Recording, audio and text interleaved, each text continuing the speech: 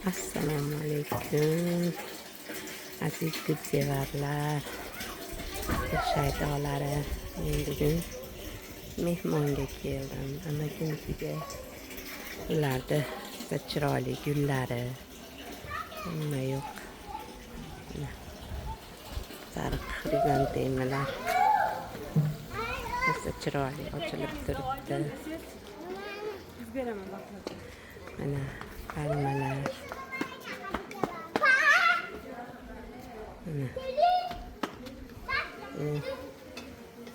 Endi yo'q mayda bakli shamshotlar ancha avj olib ketdi. Mana bereskletlarni chiroyli qilib tarab qo'yibdi. Bu ham ajoyib, juda hidi shirin ekan. Ajoyib. Mana yana bereskletlar, uzumlar. Mana o'tgan safar kelganimda rosa ochilib turuvdi. Atlasnoy atirgullar ochilib o'tdi. Endi mana bu yerda yana ajoyib gullari bor edi.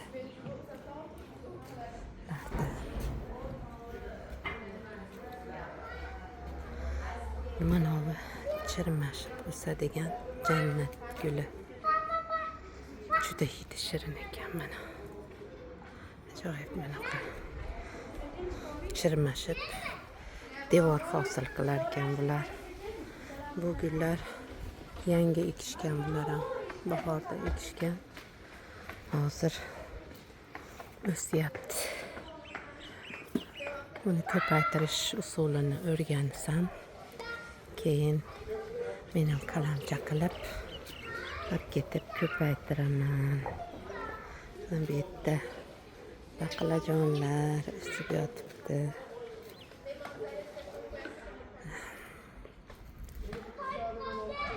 Ajoyib.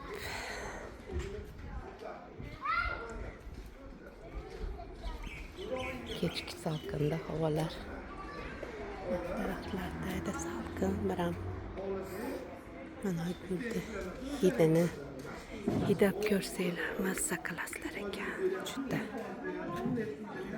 Juda shirin. Shunaqa gaplar. Mehmonga keldim.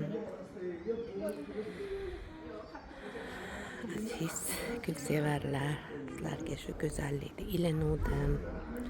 Alloh rozi bo'lsin. Yaxshi dam olinglar.